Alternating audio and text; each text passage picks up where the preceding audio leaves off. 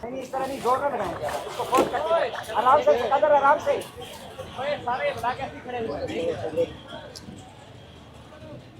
यार, इसको फोल्ड करो, उस तरह फोल्ड करके इसको छोड़ दो, इसको ऊपर से फोल्ड करो, इसको तरपाल को पहले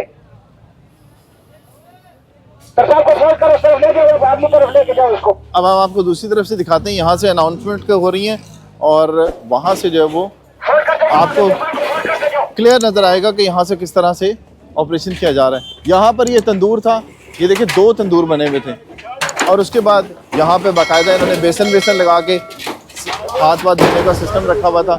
यहाँ पर भी आप देख रहे होंगे कि यहाँ पर भी ये होटल फैला हुआ था और वो वॉशरूम बना हुआ था, वो सारे का सारा अभी तोड़ दिया है। यहाँ से ये सारा बाकायदा यहाँ पर रिहाइश भी रखी गई थी, वो सारे का सारा जो है वो खोखा बनाया था। ये देखें, ये खोखा भी बना हुआ था यहाँ पे और खोखा भी जो है वो गिरा दिया CDA ने। ये देखें,